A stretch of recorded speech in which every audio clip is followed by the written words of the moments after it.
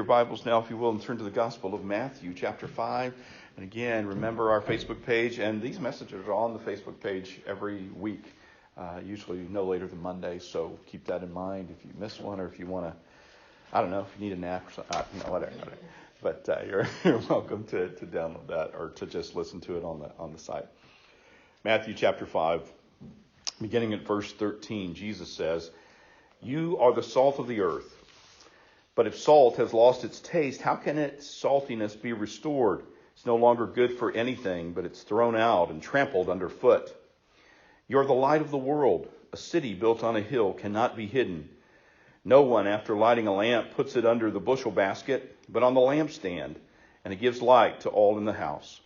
In the same way, let your light shine before others, so that they may see your good works and give glory to your Father in heaven. Do not think I have come to abolish the law or the prophets. I have come not to abolish, but to fulfill. For truly I tell you, until heaven and earth pass away, not one letter, not one stroke of a letter will pass from the law until it's all accomplished.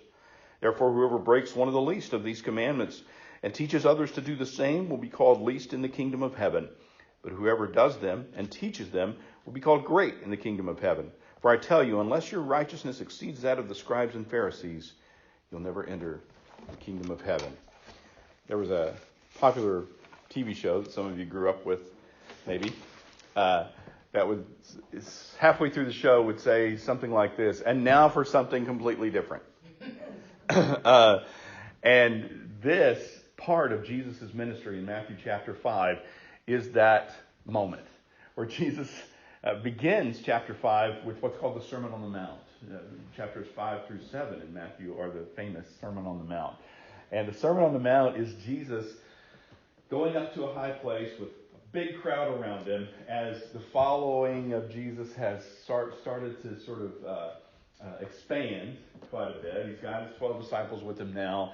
They've already heard a little bit of his teaching. They've already seen a few sort of miraculous or kind of hard to explain things. And now, as they gather, Jesus sort of sets out for them what some people have called sort of the foundation of Jesus' whole ministry is in Matthew 5 through 7. And it's if Jesus gets on the mountain, stands up and says, "And now for something completely different." Because what he introduces, starting with what we know as the Beatitudes in chapter 5, blessed are those, right? He turns what the normal is for importance and power and what it means to be good or impactful. He just sort of turns that on its head. He begins with things like, "Blessed are the poor in spirit." Well, nobody's ever told us that before. It's usually, "Blessed are those with more power," right? "Blessed are those who hunger and thirst after what? After doing what is right." Well, nobody's ever told us that gets you anywhere, right? So he begins to turn all this, right? "Blessed are the hungry. Blessed are the thirsty. Blessed are those who are persecuted in my name." Really? No one's ever called us blessed before. Now for something completely different. And so to expand on that, Jesus says, you people, like you, I'm from Texas, so we would say y'all, you people, you plural, are the light of the, you're salt of the earth. You're the light of the world. Well, nobody's ever told us that before. We're not that important. We don't make the headlines. We don't make the news. Unless we do something wrong, we don't make the news. And we're not that big of a deal. In fact, where we live and how we function is sort of passed over. We're not even important enough to have a lot of Rome's troops sent from Rome to guard our city. There's only a relatively few of them because they're not scared of us, right? I mean, it's how we feel about Canada. No, I'm just kidding. I'm kidding. I love Canada. I like Canada. But we're not scared of Canada. I'm just saying, we like you, Canada. We're just not scared of you. And that's kind of how Israel felt. That's how Jerusalem felt. That's how these people that Jesus was talking to, they're not scared of us. We're not anything impactful. We're not anything all that important. And Jesus looks at them and says, first of all, you're the salt of the earth. Well, we know that expression a little bit differently. When we say that, like he was the salt of the earth guy, we mean that he was a nice person. He was kind of a genuine person, sweet person. And it means some of that, but it means more than that when Jesus said it. So first thing is this. Jesus says, you are the very reason that God keeps things preserved and going. Well, wait a minute. I don't know. How are we that important that God uses us to keep things sort of going? His kingdom moving. Salt was a valuable thing. You probably heard this before. It was a valuable thing back in ancient Rome. We see it as something we put on our food and can cause high blood pressure. But for ancient Rome, it was kind of a valuable commodity. There were times when even Roman soldiers were paid in salt, bags of salt. And that's where we get that expression, is he worth his salt? That kind of thing. That comes from this idea of salt being a valuable wage because it was hard to get and considered valuable, but not just for spicing up your food. It does that, but for preservation. And you guys on the farm know. Salt preserves meat, right? It can extend the life of something you're trying to save, so you have to buy new stuff every week, right? It's a preserving mineral, in other words. And so Jesus says, first of all, you're what God uses to kind of keep things going in regard to his kingdom. In other words, maybe, you're a big reason why God hasn't just given up on the whole thing. Well, wait a minute. How could we're just regular folks, Jesus. We're just folks who are interested in what you have to say, but we got to go to work tomorrow, and we got stuff to do, and again, Rome is not scared of us. They don't really care about us. How can we be that important? Here's how. Jesus says, you're the kind of folks who don't lose your saltiness. Now, again, salty can be bad in our terms, like, so salty, whatever. That's not good. But in those days, it meant you are worth your salt to God. Okay? Well, what does that mean? It means that as you live out this something different, this new kingdom, this new way of living, this way of looking at the power structures of the world and saying, that's not right. The right way is love one another. The right way is serve. The right way is humility. The right way is speak up for those who don't have a voice. The right way is the golden rule instead of he who has the gold make the rule. There's a different way that God is introducing into the world, and Jesus says, you're it.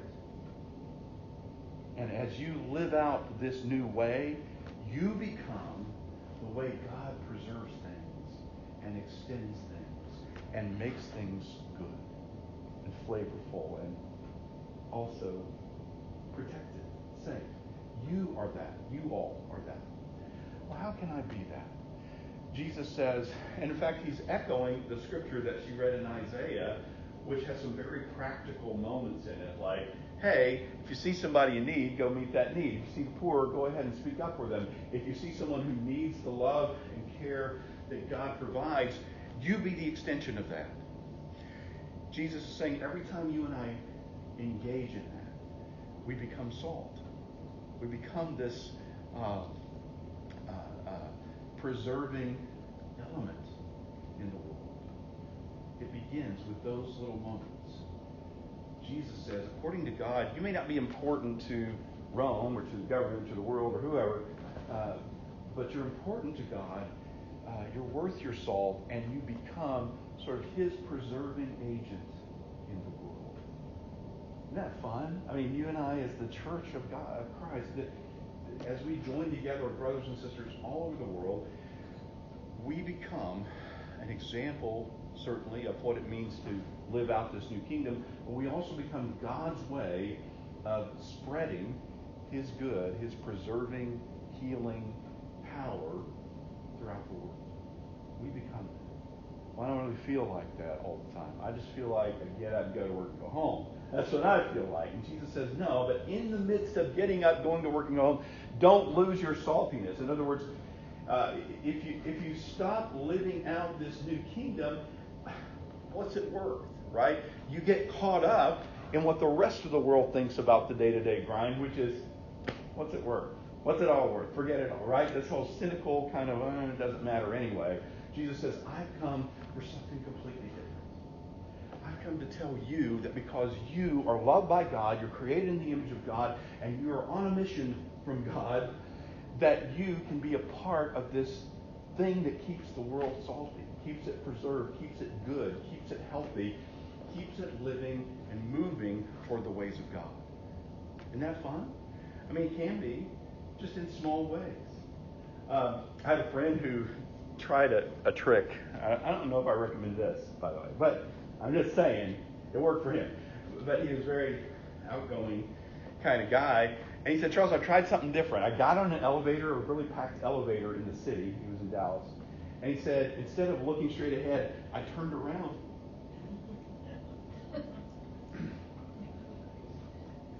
And he said, I just did that I was going all the way, almost to the top of this big building, so I just thought, I'll just turn around. So he said, I just stood there. Everyone looked down, they're looking straight ahead like you're supposed to do in an elevator. It's good elevator etiquette, in other words. And he said, I thought, why not? I'll try something different. So, instead of just, I just turned around. Everybody's looking, and all of a sudden, little by little, those 8 or 9 people, instead of looking at the numbers, as we got about halfway up, they were all just looking at me. And he said, so then and he's this guy, so I don't know, you don't have to be this person. I'm just giving you an example of how he does it. I'm not telling you to do it. He just goes, I'm glad you all gathered here for this meeting. And he said, they actually reacted the way you, even very serious businessmen and women, they start laughing and they introduce themselves and, why don't we meet one another? Who are you? And who are you? Why don't you introduce yourself to us? And he said, all the way up, it was just like the Lord took over, and we're just having a little meeting in this elevator with total strangers. And he said, people get out little by little, and he said, we get to the top near the top where I'm supposed to go to this meet a friend for lunch. And he said, this guy just is still there. And the door opens, and I'm about to turn around and go, and it's great to meet you. And the guy just stood there. And he said, I turned back around. I said, sir, is this your floor? He said, oh, no, my floor was 6 floors down. I just had to see how this turned out.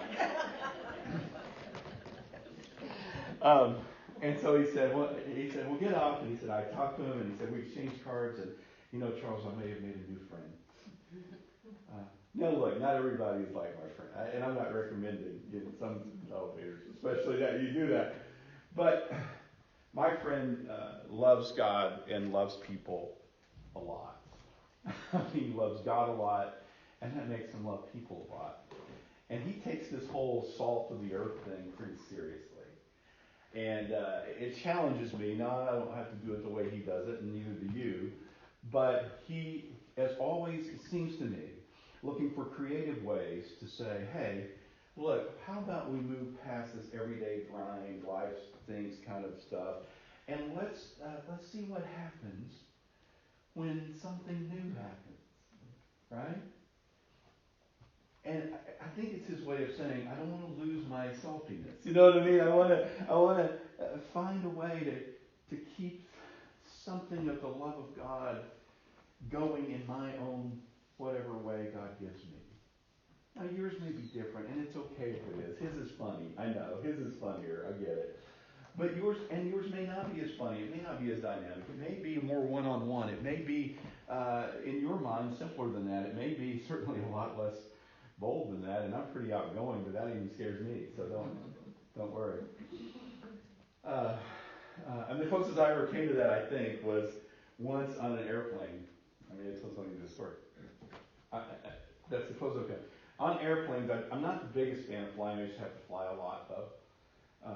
But this time it was my wife and I were flying before the kids even came along, so it was a long time ago. But we were flying to Dallas from the Pacific Northwest, and long flight. And I was bored. And I was, again, not the biggest fan of flying. I have an inner ear thing, and it makes me a little bit. So I talk. And my wife loves flying, but she's more of an introvert, so she doesn't talk.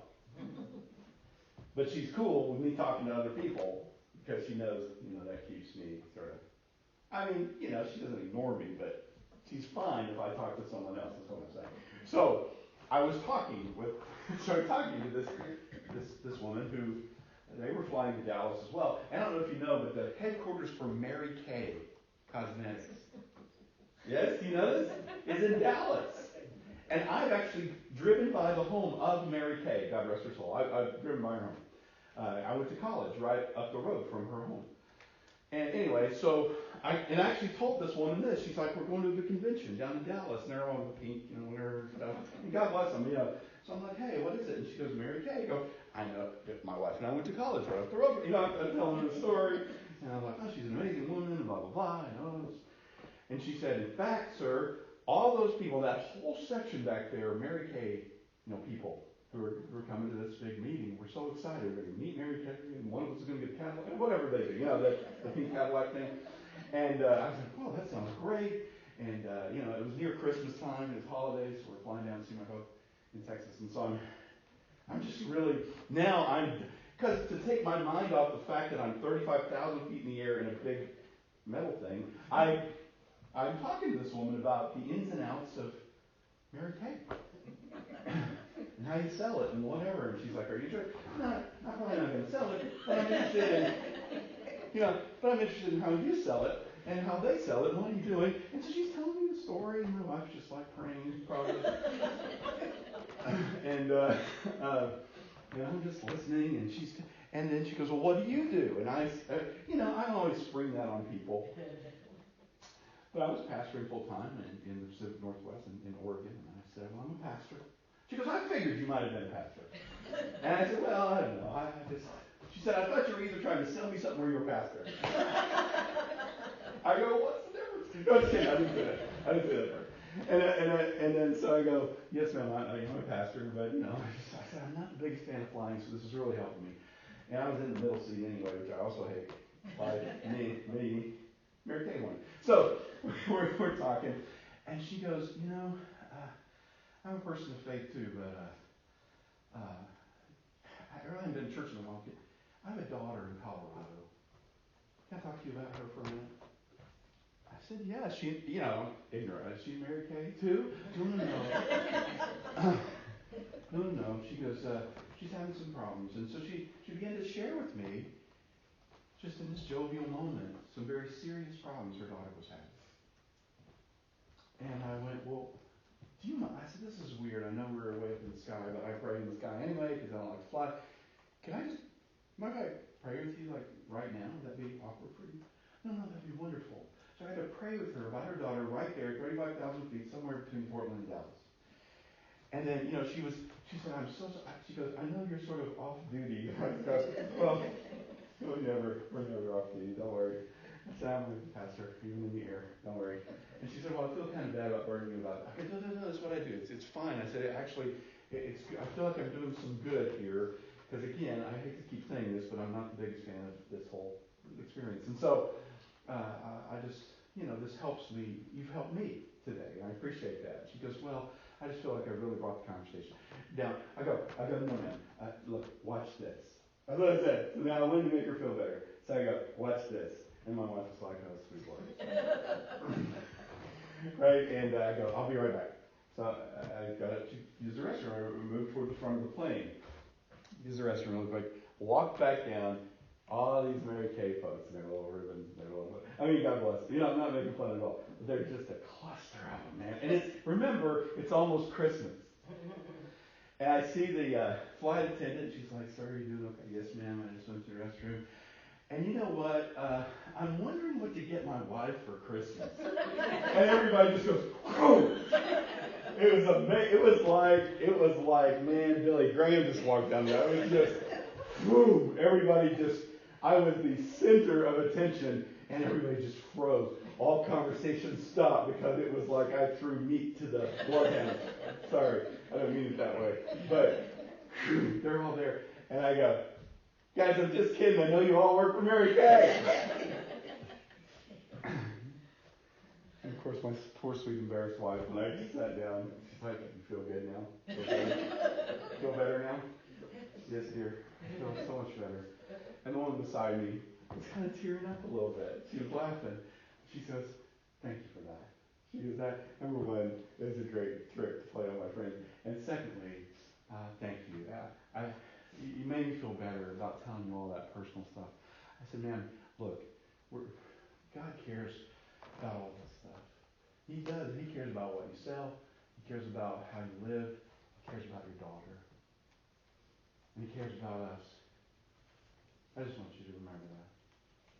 Look, that wasn't a big deal. I don't know how that turned out. I don't know how the convention went. I don't know if I've seen a Mary Kay person since then, to be honest. Maybe I have. I don't know.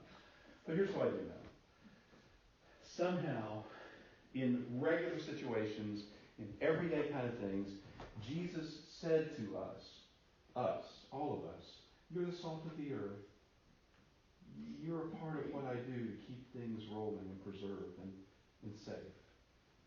You're a safe, preserving presence in the world. That's why I put you here.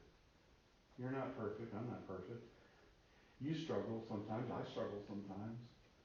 I was struggling then, man. It was not, it wasn't my favorite place to be at the moment, But Jesus says, wherever you are, elevator, airplane, schoolroom, neighborhood, PTA meeting, whatever, workplace, I can find a way to spread the salt, you know what I mean? To keep things preserved, to move people toward me, through you. Secondly is this, I'm almost done. He says, you're the light of the world. Light your world.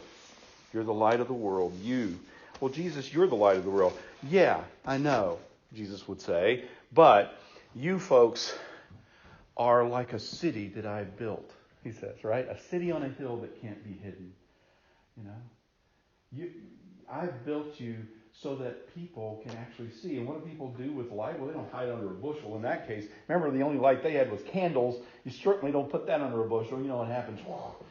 Destruction, flame, nothing good.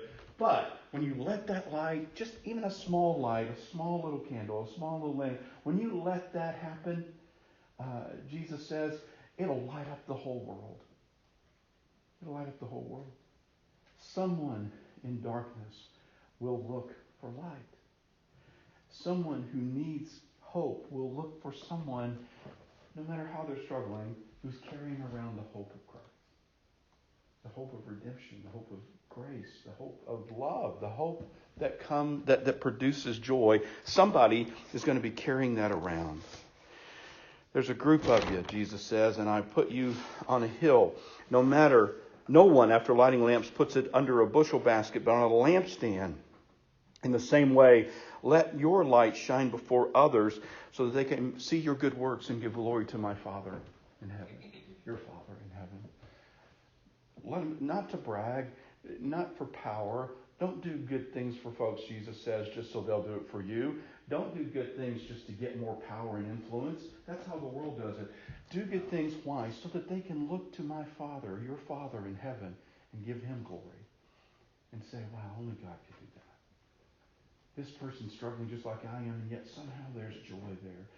This person goes through difficulties at work just like I do, difficulties with family just like I do, and yet when I need them, by God's grace, they're there for me.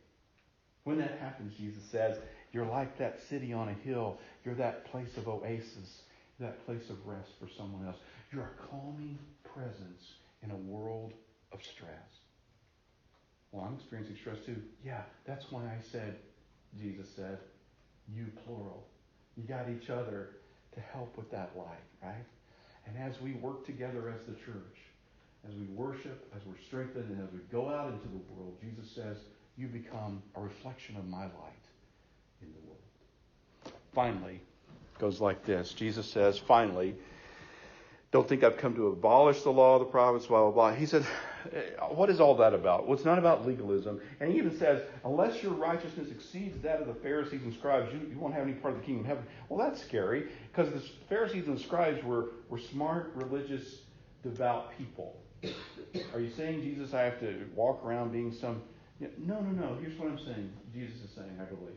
Because you're salt and because you're light, what I'll do in you will far exceed any kind of boring sort of religious legalism.